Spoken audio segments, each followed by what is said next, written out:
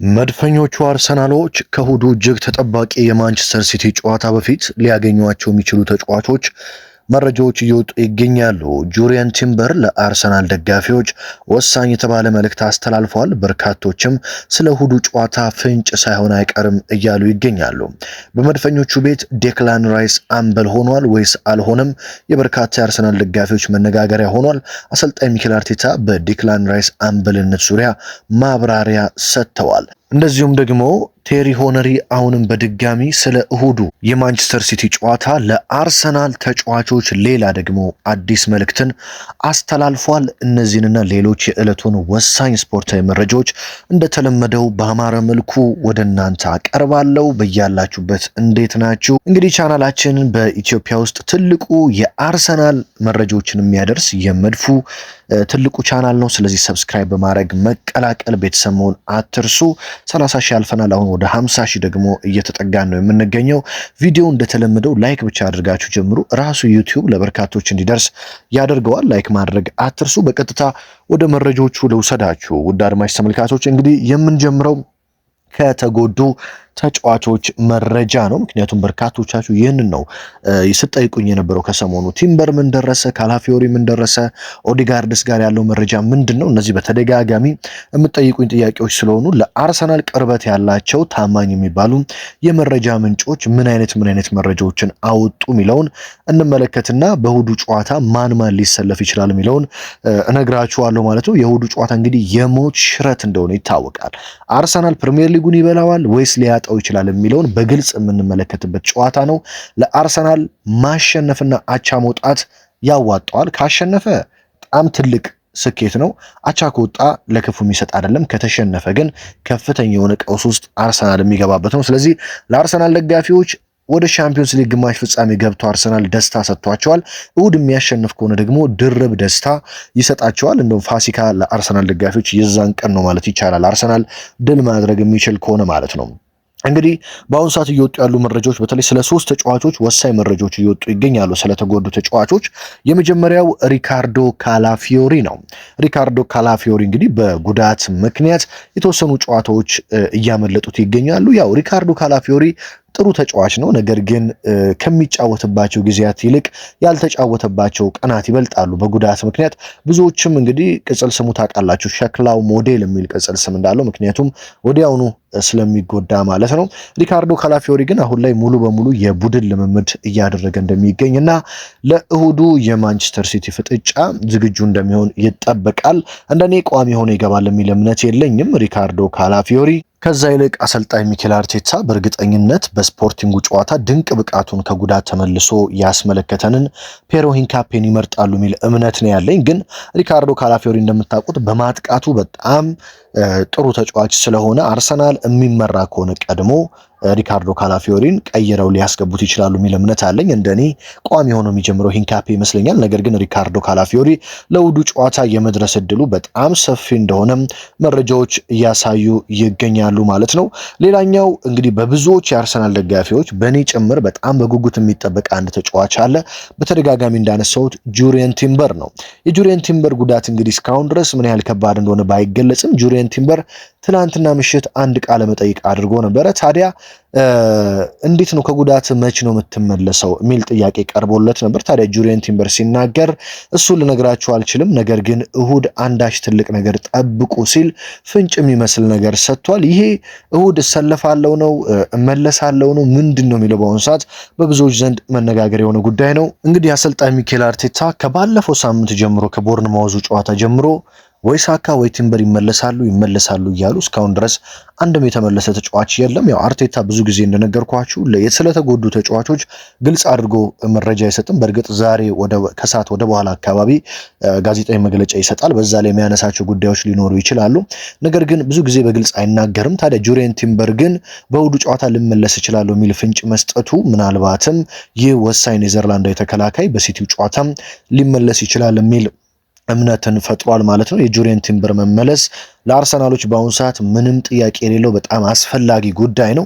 ምክንያቱም ጁሪየን ቲምበር ካለ የአርሰናል የተከላካይ ስፍራ የማይናወጥ ስለሚሆን ማለት ነው። አሁን ሁሉም ተመልሷል። ኢንካፔ መጥቷል፣ ማጋሌሽ ሳሊባ አሉ። የጎደለው ቲምበር ብቻ ስለሆነ ቲምበር መመለሱ በጉጉት ይጠበቃል። ያው ሞስኬራ በእርግጥ ጥሩ ቢሆንም ጁሪየን ቲምበር እንዲመለስ ይፈለጋል። ጁሪየን ቲምበርም በእሁዱ ጨዋታ ሊኖር ይችላል የሚል ፍንጭ ሰጥቷል።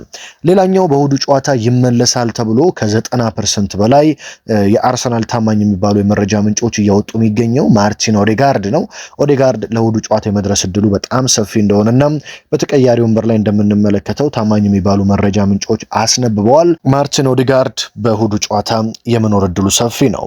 እንግዲህ ወደ ዴክላን ራይስ የአምበልነት ጉዳይ እንምጣ። ባለፉት ጊዜያት እንግዲህ እንደምታውቁት ማርቲን ኦዴጋርድ በሌለባቸው ጨዋታዎች ከዚህ በፊት አምበል የሚሆኑት ቡካዮ ሳካ እና ጋብሪኤል ማጋሌሽ እንደሆኑ ይታወቃል።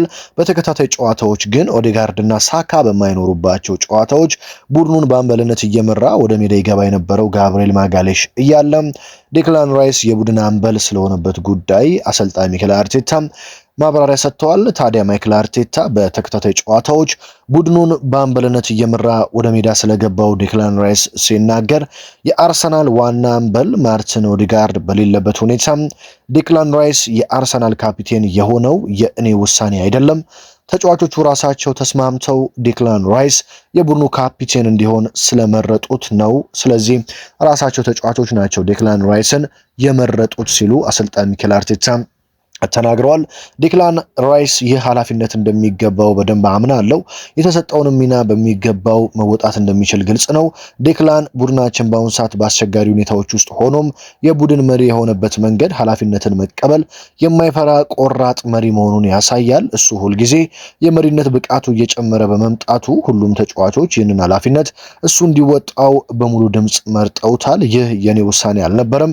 ተጫዋቾቼ እንዲህ በነፃነት ሀሳባቸውን የመግለጽና የመወሰን መሪያቸውን የመምረጥ እድል ሲኖራቸው እኔ በግሌ ደግሞ ውሳኔያቸውን አከብራለሁ፣ በሐሳባቸውም እጅግ ደስተኛ ነኝ ሲል አሰልጣኝ ሚኬል አርቴታ ዴክላን ራይስ አምበል ሆኖ በመመረጡ ደስተኛ መሆኑንና ዴክላን ራይስን አምበል አድርገው የመረጡት ራሳቸው ተጫዋቾቹ እንደሆነ ተናግሯል። እንግዲህ ይህ በተደጋጋሚ እኔም በዘገባዎች የሰራሁት ናቸው። ኢቨን ማርቲን ኦዴጋርድ ከጉዳት በሚመለስም ሰዓት ዴክላን ራይስ አምበል ቢሆን ጥሩ ነው የሚል መረጃዎችን ሳደርሳችሁ እንደነበር ይታወቃል። በስተመጨረሻም አሁን ኦዴጋርድ በማይኖርባቸው ጨዋታዎች ከዚህ በፊት ሳካ ነበር የሚሆነው። ከዛ ሳካ ከሌለ ደግሞ ማጋሌሽ ነበር አምበል የሚሆነው። አሁን ግን እነሱ በማይኖሩበት ጊዜ አምበል ሆኖ አርሰናልን የሚመራው እንግሊዛዊው የአርሰናል የመሃል ሜዳው ሞተር ዴክላን ራይስ ነው ማለት ነው። እኔ በግሌ በጣም አምበልነቱ ይገባዋል ባይነኝ። ከተቻለ እንደው በዚሁ ከጀመረው አይቀር እስከ መጨረሻው የአርሰናል አምበል ሆኖ መምራት ቢችል ዴክላን ራይስ ይገባዋል የሚል እምነት አለኝ። እዚህ ጋር እንግዲህ ኤርሊንግ ሃላንድ የሲቲው ተጫዋች አንድ ጉዳይ አንስቷል ስለ እሁዱ ጨዋታ። እሱን ላንሳና ወደ ቴሪ ሄነሪ ጉዳይ አልፋለሁ። የሲቲው ተጫዋች ኤርሊንግ ሃላንድ እንግዲህ ከአርሰናል ጋር ያለውን ጥላቻ ቁርሾ ይታወቃል። በተለይ ከአርሰናል ተጫዋቾች ጋር በየጊዜው ከጋብሪኤል ማጋሌሽ ጋር ያለው ሰጥ አገባ፣ ከማይልስ ሉዊስ ስኬሊ ጋር ባለፈው ዓመት የነበረው ሰጥ አገባ የሚረሳ አይደለም። ታዲያ ኤርሊንግ ሃላንድ ስለ እሁዱ ጨዋታ ምን አለ? የእሁዱ ጨዋታ እንደ ፍጻሜ የሚቆጠር ነው። በውድድር ዓመቱ ካደረግናቸው ትልቁ ጨዋታችን የእሁዱ ጨዋታ ነው። እርግጠኛ ነኝ ይህ የእሁድ ጨዋታ በእንግሊዝ ፕሪሚየር ሊግም የዓመቱ ትልቁ ጨዋታ እንደሆነ አምናለሁ። ለዚህ ጨዋታ ያለንን ሁሉ በመስጠትና አርሰናልን በማሸነፍ ዋንጫውን ማሳካት እንደምንችል ማሳየት እንፈልጋለን። አርሰናልን በሜዳችን ኢታድ ስቴዲየም እናሸንፋለን፣ ለሁሉም ነገር ዝግጁ ነን ሲል እንግዲህ ኖርዌያዊው አጥቂ ኤርሊንግ ሃላንድ እሁድ አርሰናልን ለማሸነፍ የትኛውንም ድንጋይ ከመፈንቀል ወደኋላ እንደማይሉ ተናግሯል ማለት ነው። የአርሰናሉ የቀድሞ ተጫዋች ቴሪ ሄነሪ ደግሞ ለአርሰናል ተጫዋቾች እሁድ ዕለት አንድ ትልቅ እድል አላችሁ። የአርሰናል ተጫዋቾች ሆይ እሁድ ቀን አንድ ትልቅ እድል እጃችሁ ላይ አለ። እሱም ምንድነው ብላችሁ ከጠይቃችሁኝ የአርሰናል ሌጀንድ ተጫዋች የመሆን ወይም ደግሞ የአርሰናል ታላቅ ተጫዋች የመሆንና በታሪክ የመዘከር ትልቅ እድል እጃችሁ ላይ ነው። እሁድ በምንቸገርበት ሰዓት ሲቲን ለማሸነፍ ምርጥ ብቃቱን የሚያሳይ ተጫዋች በአርሰናል ደጋፊዎች ዘንድ የሚረሳ አይደለም።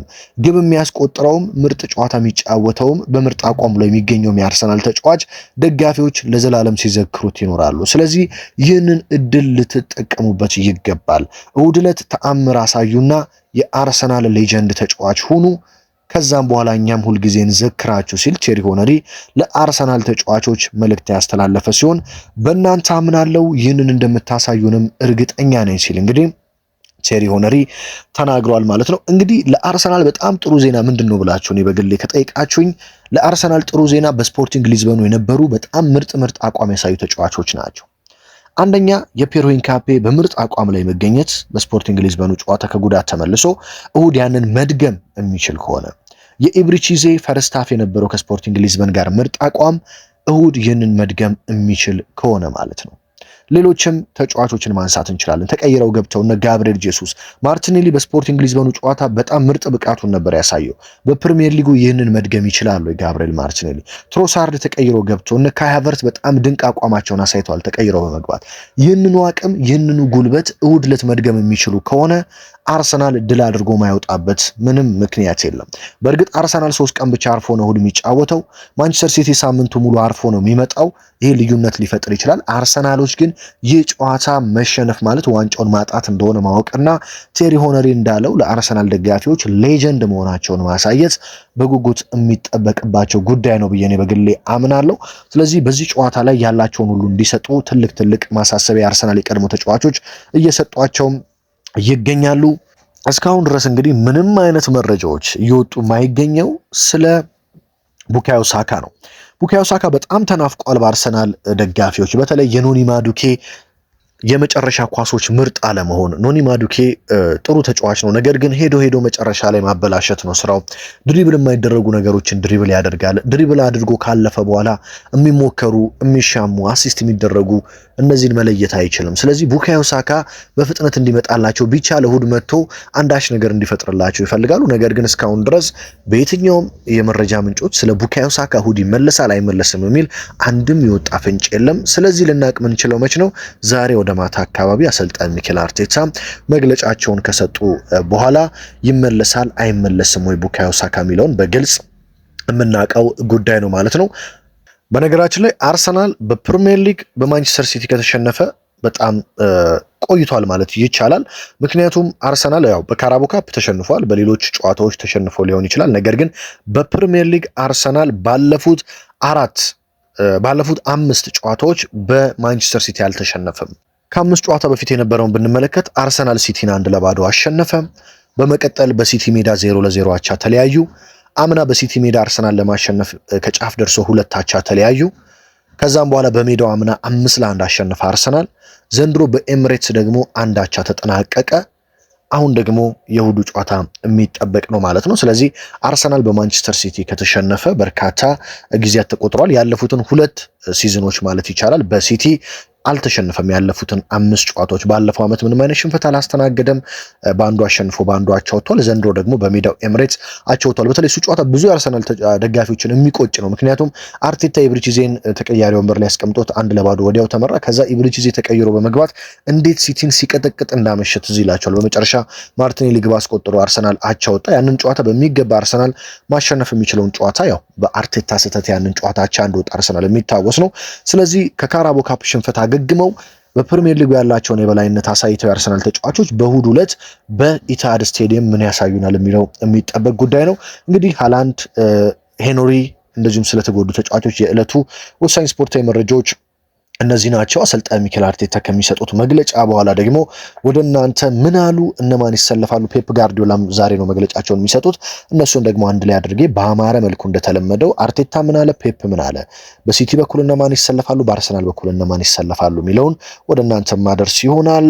ሀገር ውስጥ ከባህር ማዶ በመሆን በየዕለቱ መረጃዎችን በማዳመጥ ከጎኔ በመሆን ያላችሁትን ውድ አድማጭ ተመልካቾቼ ከልብ ላመሰግናችሁ እወዳለሁ። በሌላ መረጃ በሌላ ስፖርታዊ ጥንክር ደግሞ እስከምንገናኝ ድረስ በያላችሁበት ሁሉ ሰላም ተመኘሁላችሁ።